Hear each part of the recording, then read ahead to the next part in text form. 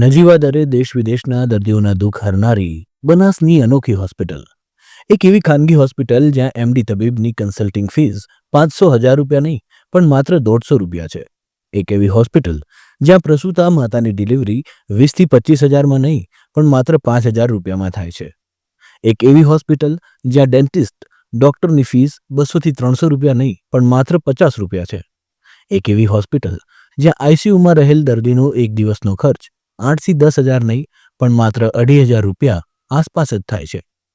એક એવી હોસ્પિટલ જ્યાં દેશ હોય કે વિદેશના દર્દી બધા જ ખૂબ જ વ્યાજબી દરે શ્રેષ્ઠમાં શ્રેષ્ઠ આરોગ્ય સેવા પ્રાપ્ત કરે છે. એક એવી હોસ્પિટલ જે કર્મચારીઓને ઉત્તમ પગાર પણ આપે છે અને પરિવારના સભ્યની જેમ સાચવે પણ છે. એક એવી હોસ્પિટલ જ્યાં છેલ્લા 2.5 વર્ષમાં હજારો ગરીબ મધ્યમ વર્ગીય દર્દીઓ રડતા આવ્યા છે અને હસતા ઘરે પાછા ફર્યા છે. અને એક એવી હોસ્પિટલ જેણે સાબિત કરી બતાવ્યું કે ડોક્ટર એ ઈશ્વરનું જ બીજું રૂપ છે. જુઓ આ ખાસ રિપોર્ટમાં.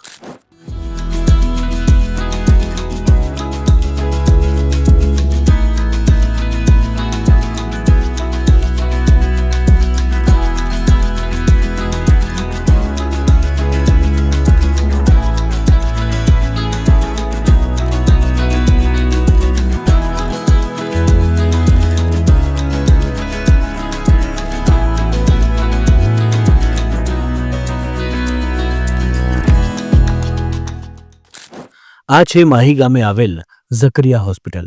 હોસ્પિટલમાં ઉભેલા આ નાઇજીરિયન પિતા અને તેના બાળકના ચહેરાની સ્માઇલને જુઓ. આ સ્માઇલ એ શ્રેષ્ઠ આરોગ્ય સેવાનું જીવંત ઉદાહરણ છે. સિદ્ધપુરમાં સ્ટડી વિઝા પર રહેતા નાઇજીરિયનની દીકરીને પેટમાં દુખાવો ઉપડતા તેઓ દીકરીને લઈ ખાનગી હોસ્પિટલમાં ગયા, જ્યાં તબીબોએ હર્નિયાનું ઓપરેશન કરવાની સલાહ આપી. પરંતુ તેનો ખર્ચ વધુ હોવાથી આ ગરીબ વિદેશી દંપતી ઝકરિયા હોસ્પિટલ આવ્યો. અહીં તેમની દીકરીનું સફળ ઓપરેશન થયું અને તે પણ અન્ય હોસ્પિટલ કરતાં 80% ઓછા ખર્ચે. દીકરી આજે એકદમ સ્વસ્થ થઈ જતા પિતાની ખુશી ચહેરા પર સ્પષ્ટ વાંચી શકાય છે. સાંભળો આખી કહાની આ નાઇજીરિયન પિતાના મુખેથી જ. Okay, I'm Jamil Sani, and I'm Jamil Sani, and I'm Nigerian. Then I came here along with my daughter.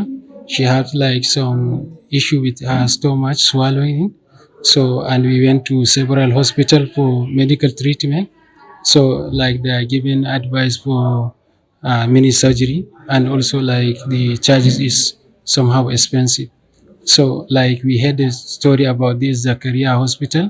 Then we came here, and Alhamdulillah, they give the same suggestion that we need mini surgery.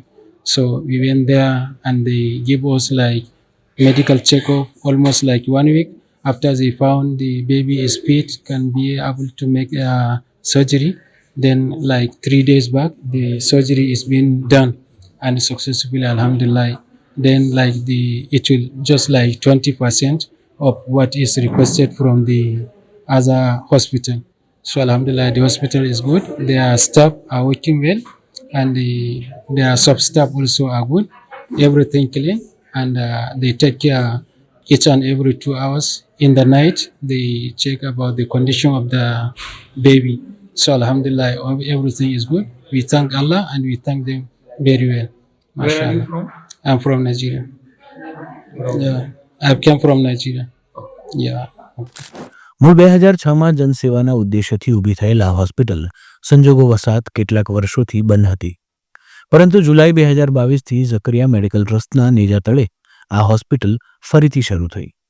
Corona સમયે પાલનપુરમાં વિનામૂલ્યે Covid centre શરૂ કરી અનેક લોકોનું જીવન બચાવનાર સેવાભાવી લોકોની team હાલમાં ઝકરિયા હોસ્પિટલનું સંચાલન કરી રહી છે, જેમાં આજે એમડી, ગાયનેક, ડેન્ટિસ્ટ અને એમબીબીએસ ડોક્ટર ફૂલ ટાઈમ સેવા આપે છે, જ્યારે અન્ય વિભાગો જેવા કે ડાયાલિસિસ, યુરોલોજી સહિતના વિભાગોમાં પાલનપુર તેમજ અમદાવાદના ખ્યાતનામ તબીબો વિઝિટિંગ તબીબ તરીકે સેવાઓ આપે છે. અહીં એપોલો, સ્ટર્લિંગ જેવા હોસ્પિટલના સુપર સ્પેશિયાલિસ્ટ તબીબોને પણ આપ માત્ર 150-200 રૂપિયામાં બતાવી શકો છો. તેથી આ હોસ્પિટલ 2.5 વર્ષમાં માહી સહિત સમગ્ર વડગામ તાલુકાની ગરીબ જનતા માટે આશીર્વાદરૂપ સાબિત થઈ છે. અહીં અત્યાર સુધી 3,000 દર્દીઓના પ્રધાનમંત્રી આયુષ્માન યોજનામાં વિનામૂલ્યે ડાયાલિસિસ પણ કરવામાં આવ્યા છે. હોસ્પિટલના મેનેજર આરીફભાઈ ઘાસુરાનું માનવું છે કે અમારી હોસ્પિટલમાં ખ્યાતનામ વિઝિટિંગ તબીબો પણ અમારે ત્યાં નજીવા દરે સેવા આપી માનવતા મહેકાવી રહ્યા છે. તેથી અમે અન્ય હોસ્પિટલો કરતાં ઓછા રૂપિયા લઈને પણ હોસ્પિટલ ચલાવી શકીએ છીએ. આ મુદ્દે અમારા સંવાદદાતા આરીફભાઈ સાથે ખાસ વાતચીત કરી હતી. દુનિયાના દરેક ધર્મ અને દરેક સંસ્કૃતિમાં જનસેવાનું એક વિશેષ મહત્ત્વ રહ્યું છે. કોઈ એને જનસેવા એ જ પ્રભુ સેવા કહે છે, તો કોઈ એને કહે છે ખિદમત સહી ખુદા મિલતા હૈ. કંઈક આવા જ વાક્યોને સાર્થક કરી રહ્યા છે આરીફભાઈ ગાસુરા, જેમનું કામ જ એમનું એક પરિચય છે. પાલનપુરમાં જ્યારે કોવિડની પરિસ્થિતિ હતી ત્યારે મુસ્લિમ સમાજ તરફથી વિનામૂલ્યે દરેક ધર્મ સમાજ માટે એક કોવિડ સેન્ટર શરૂ કરાયું હતું અને તેની અભૂતપૂર્વ સફળતા બાદ અત્યારે માહી ખાતે ચાલી રહી ઝકરિયા હોસ્પિટલમાં પણ એ જ આરીફભાઈ જે કોવિડ સેન્ટરના ડિરેક્ટર હતા તેઓ અહીં ફરજ બજાવી રહ્યા છે. આપણે આ ઝકરિયા હોસ્પિટલ અને તેની સેવા વિશે તેમની સાથે વાત કરીશું. આરીફભાઈ, પહેલાં તો આપનું ખૂબ ખૂબ સ્વાગત છે. ધન્યવાદ. આરીફભાઈ, સૌથી પહેલાં એ જણાવો કે જે કોવિડ સેન્ટરમાં જે રીતે આપ લોકોએ લોકોની સેવા કરી હતી અને જે અત્યારે જે આ ઝકરિયા હોસ્પિટલ ચાલે છે, બંનેમાં સામ્યતા શું છે? બસ કોવિડના સમય દરમિયાન એક અલગ પ્રકારના ચેલેન્જીસ હતા, કારણ કે એવો સમય હતો કે જ્યારે લોકો કોવિડના પેશન્ટથી દૂર ભાગતા હતા અને લોકોમાં ડર હતો અને એ ડરના કારણે લોકો પેશન્ટ પાસે જવા તૈયાર નહોતા, ટ્રીટમેન્ટ આપવા માટે તૈયાર નહોતા. ઇવન ડૉક્ટર્સ પણ પહેલી વેવમાં તો ડૉક્ટર્સ પણ પેશન્ટને લેવા તૈયાર નહોતા. તો એ સમયે અમે પાલનપુર મુસ્લિમ ડૉક્ટર એસોસિએશનના સહકારથી મજલિસે દાવતુલ હકના નેજા હેઠળ મૌલાના અબ્દુલ કુદ્દુસ સાહેબની આગેવાનીમાં અમે એ કોવિડ સેન્ટર સ્ટાર્ટ કર્યું. આ હોસ્પિટલ પણ 2006ની અંદર એક જનરલ પબ્લિકના માટે ઓછા ચાર્જની અંદર સારી સેવાઓ મળી રહે, ક્વોલિટી સર્વિસ મળી રહે, એ આશયથી આ હોસ્પિટલ પણ શરૂ કરવામાં આવેલી.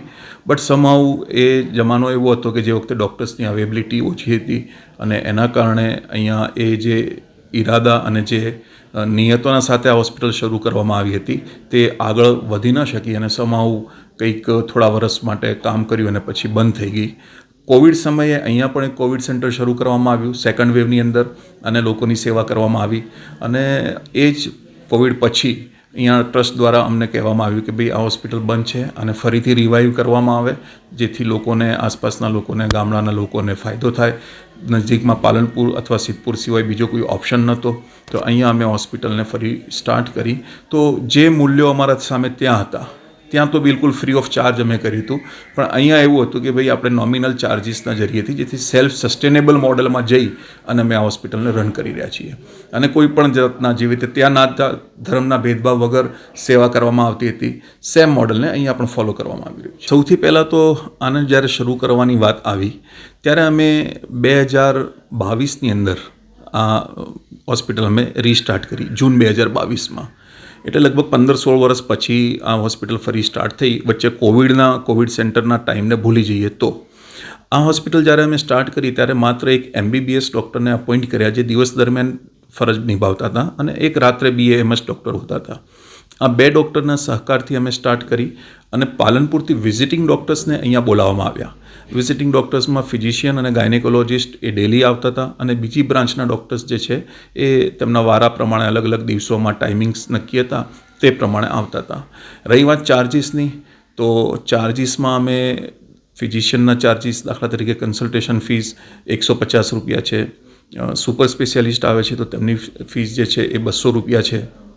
તો આ રીતે એક મિનિમમ ફીસથી અમે સ્ટાર્ટ કર્યું. અને જેમ મેં આગળ કહ્યું કે સેલ્ફ સસ્ટેનેબલ, કે ભાઈ હોસ્પિટલ એના નિભાવનો ખર્ચ કમસે કમ તેનામાંથી નીકળી જાય, એ મોડલને સામે રાખીને અમે એક મિનિમમ અમાઉન્ટ નક્કી કરી છે કે જે ઇવન ICUના ચાર્જિસ, જો ICUના બેડ ચાર્જિસ, ડૉક્ટર વિઝિટ અને નર્સિંગ ચાર્જિસ એ ત્રણેયનો સરવાળો કરવામાં આવે તો અમારે ત્યાં 2500 રૂપિયા લેવામાં આવે છે, જે પાલનપુર જેવી સિટીની અંદર સહેજે 8 થી 10 હજારે પહોંચી જાય છે.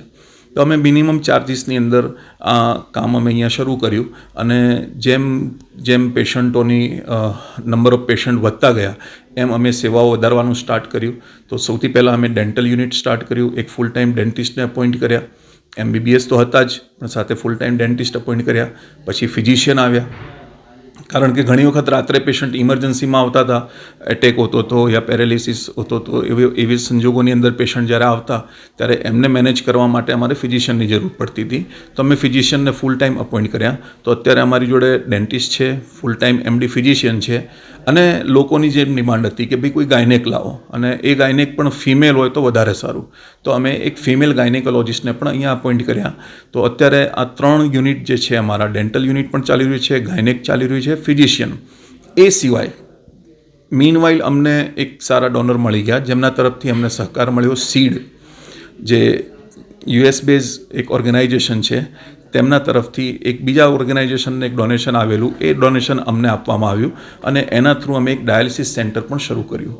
તો અત્યારે 7 મશીન અમારી જોડે ડાયાલિસિસના છે, જેના થ્રુ અત્યારે લગભગ 30 પેશન્ટ છે જે ડાયાલિસિસ માટે અમારે ત્યાં આવે છે, રેગ્યુલરલી ડાયાલિસિસનો ફાયદો ઉઠાવી રહ્યા છે. જે બિલકુલ સાચી વાત છે આપની. મેડિકલ ફિલ્ડમાં અનફોર્ચ્યુનેટલી બધા જ નહીં પણ ઘણા એવા લોકો અંદર ઇન્વોલ્વ થઈ ગયા છે જેણે જે એક નોબલ પ્રોફેશન ગણવામાં આવતું હતું ને લોકોની સેવાનું જે માધ્યમ ગણવામાં આવતું હતું તેને આજે એક બિઝનેસ બનાવી લેવામાં આવ્યો છે, અને બિઝનેસના પર્પઝથી લોકો આ ફિલ્ડમાં કામ કરી રહ્યા છે. તો ડેફિનેટલી અમારી કોશિશ એ છે કે એ એપ્રોચથી દૂર રહીને, જેવી રીતે અહીંયા લેબ ટેસ્ટ થાય છે તો પાલનપુર કરતાં 50% રેટમાં લેબ ટેસ્ટ થાય છે. એ સિવાય મેડિસિન જે આપવામાં આવે છે તો તેના ઉપર સારામાં સારું ડિસ્કાઉન્ટ, એની અંદર કોઈ ડિસ્કાઉન્ટની કોઈ લિમિટ નથી અમારે ત્યાં. જે મેડિસિનમાં જે પ્રમાણે મેક્સિમમ અમે પેશન્ટને ફાયદો કરી શકીએ તે પ્રમાણે પેશન્ટને ફાયદો કરી આપવામાં આવે છે. સર્જરીમાં પણ એવું જ છે કે સર્જરી પણ જે પેશન્ટની કરવામાં આવે છે. હમણાં જ 2 દિવસ પહેલાં એક નાઇજેરિયન કપલ જે સિદ્ધપુરમાં સ્ટડી કરે છે અને સ્ટુડન્ટ વિઝા પર અહીંયા છે બંને, એમની એક ડોટર હતી 8 મહિનાની, એની હર્નિયાની સર્જરી કરવામાં આવી. તો એની સર્જરી માટે જે છે તેને બહાર જે રેટ આપવામાં આવ્યા હતા એ સારા એવા રેટ હતા. એક તો ફોરેનર સમજીને કે ભાઈ ચલો એમની પાસેથી સારી એવી રકમ મળશે તો 50,000, 70,000, 80,000 એવા એમને અલગ અલગ રેટ આપવામાં આવેલા. એ સર્જરી માત્ર અમે 20,000માં એમની અહીંયા કરી અને આજે પેશન્ટ ખુશ છે. તો મારો એપ્રોચ એ છે કે ભાઈ પેશન્ટને અહીંયા મેક્સિમમ રાહત મળે અને ઓછામાં ઓછા ખર્ચમાં. અમારી જોડે હમણાં યુરોલોજીસ્ટ પણ આવી રહ્યા છે અને યુરોલોજીની સર્જરી પણ સ્ટાર્ટ થઈ ગઈ છે. અમદાવાદ સ્ટર્લિંગ હોસ્પિટલથી વેલ નોન ડૉક્ટર છે જે પાલનપુરમાં પણ મેડિપોલિસમાં સેવા આપી ચૂક્યા છે, ડૉક્ટર હવેશ CS સાહેબ. તો એઝ એ યુરોલોજિસ્ટ એ દર શનિવારે અમારી હોસ્પિટલમાં આવે છે. તો તેઓ પણ અહીંયા જે સર્જરી કરે છે એ એકદમ લો રેટની અંદર, એકદમ મિનિમમ ચાર્જિસની અંદર સર્જરી કરે છે. મૂળ અમારો હેતુ જે છે એ પેશન્ટ સેન્ટ્રિક અપ્રોચ, પેશન્ટને સારામાં સારી સારવાર અને એ રાહત દરે એ કેવી રીતે પૂરી પાડી શકાય તેના માટે અમારા પ્રયાસો હોય છે. અને એની અમે લગભગ અત્યાર સુધી સફળતાપૂર્વક, સોનોગ્રાફી અમારે ત્યાં થાય છે માત્ર 700 રૂપિયામાં થઈ રહી છે. તો અમારો પ્રયાસ છે કે મેક્સિમમ જે છે એ અમે પેશન્ટને ફાયદો આપીએ. ઇવન પાલનપુરમાં જ્યારે અહીંથી કોઈ પેશન્ટને કોઈ એવા ટેસ્ટ માટે મોકલવાની જરૂરત પડે છે, દાખલા તરીકે MRI હોય કે CT સ્કેન હોય, જે સુવિધા અમારે ત્યાં નથી, તો અમે નોર્મલી જે કટ જેને કહેતા હોય છે, જે ડૉક્ટરોને આપવામાં આવતો હોય છે કે જે કમિશન કહીએ, એ અમે લેવાની જગ્યાએ અમે પેશન્ટને ફોરવર્ડ કરીએ છીએ કે ભાઈ એ જે ફાયદો છે એનો પેશન્ટને મળવો જોઈએ. એ 25%, 30%, whatever is the amount, એ અમાઉન્ટ પેશન્ટને લેસ કરી આપવામાં આવે છે. જી, એવું છે કે અત્યારે અમે ન ખોટમાં છીએ ન નફામાં છીએ, લેવલ ટુ લેવલ ચાલી રહ્યા છે. અને મેં કહ્યું કે અમારો મેઇન હેતુ એ જ છે કે ભાઈ અમે એક સેલ્ફ સસ્ટેનેબલ મોડલમાં જઈએ, કે ભાઈ અમારો ખર્ચ જે ડે ટુ ડે એક્સપેન્સીસ છે સેલેરીના, એ બધા એક્સપેન્સ જે છે એ અમારા હોસ્પિટલની જે આવક થઈ રહી છે તેમાંથી નીકળે. અને તેના માટે જે અમે ચાર્જિસ નક્કી કરેલા છે એ એવા ચાર્જિસ છે કે જેના થકી, કારણ કે પેશન્ટને પણ જ્યારે એ વસ્તુ સમજમાં આવે છે કે પાલનપુર કરતાં અડધા રેટમાં અહીંયા કામ થઈ રહ્યું છે, તો નંબર ઓફ પેશન્ટ પણ સારા મળે છે. તો જેના કારણે અમારું એક વર્ક જનરેશન પણ સારું એવું થાય છે. તો વર્ક જનરેટ થાય છે તે પ્રમાણે અમારી રેવન્યુની અંદર એ લેવલે અમે પહોંચી જઈએ છીએ કે સ્ટાફને એક જરૂરી અને તે અહીંયા લાંબો સમય સુધી કામ કરી શકે એવી સેલેરી તેમને પ્રોવાઈડ કરી શકીએ. અને સાથે સાથે પેશન્ટને પણ અમે એક સારી, અને તે સિવાય ઘણા દાતા છે કે જેમનો સહકાર અમને ટાઈમ ટુ ટાઈમ મળતો રહે છે, અને તેમના મદદથી પણ અમે ઘણી વખત જે છે એ અમારી ડેફિસિટ જે હોય છે એને પૂરી કરતા હોઈએ છીએ. બટ ઓવરઓલ જે છે એ લોકોના સાથ સહકારથી અને જે રીતના મોડલથી અમે ચાલી રહ્યા છીએ તે રીતથી hospital day by day develop થઈ રહી છે. જે ડાયાલિસિસ જે અમારે ત્યાં થઈ રહ્યું છે, ડાયાલિસિસ ટોટલી PMJYની અંડર થઈ રહ્યું છે. જેટલા પણ પેશન્ટ છે તેમને PMJY હેઠળ ડાયાલિસિસ ફ્રીમાં કરી આપવામાં આવે છે. જે PMJYના નોર્મ્સ છે, SOPs છે, તેને પૂરેપૂરી ફોલો કરવામાં આવે છે અને એ જ પ્રમાણે અહીંથી ડાયાલિસિસ કરવામાં આવે છે. મોર એવર આગળના માટે અમારું પ્લાનિંગ એવું છે કે યુરોલોજિકલ ડિપાર્ટમેન્ટ જે છે, યુરોલોજી સર્જરીનું ડિપાર્ટમેન્ટ, તેના માટે ડાયાલિસિસની જેમ એમ્પેનલમેન્ટની પ્રોસેસ ચાલુ છે. તો ઉમ્મીદ છે કે થોડા સમયની અંદર અમને યુરો સર્જરીની પણ પરમિશન મળી જશે. તો યુરો સર્જરી પણ અમે ફ્રીમાં કરવાના આયુષ્યમાન કાર્ડ હેઠળ એ ટૂંક સમયમાં શરૂઆત થઈ જશે ઇન્શાઅલ્લાહ. અને તે સિવાય જનરલ સર્જરીમાં પણ આગળનું પ્લાનિંગ છે. જેમ જેમ જરૂરતો આવતી જાય છે અને તે માટેના જે સંસાધનોની જરૂરત પડે છે તે જેમ જેમ અમારી પાસે આવતા જશે એમ અમે સ્લોલી આગળ નવા નવા ડિપાર્ટમેન્ટનું પ્લાનિંગ કરતા જઈશું. આભાર આરિફભાઈ. તો આ હતા આરિફભાઈ, જેઓ અત્યારે ઝકરિયા હોસ્પિટલ એક ખૂબ જ સારી રીતે અને ઉમદા ભાવનાથી પોતાના તમામ સહયોગીઓ સાથે ચલાવી રહ્યા છે. તેઓ અત્યારે અહીં ડાયરેક્ટર તરીકે ફરજ પણ બજાવી રહ્યા છે. પરંતુ મૂળ મહત્ત્વની વાત એ છે કે એક એવી જગ્યા કે જ્યાં ખૂબ જ રાહત દરે અને સારી સેવા તમને મળી રહે, સારી આરોગ્ય સેવા મળી રહે, તેનું પૂરતું ધ્યાન રખાય છે.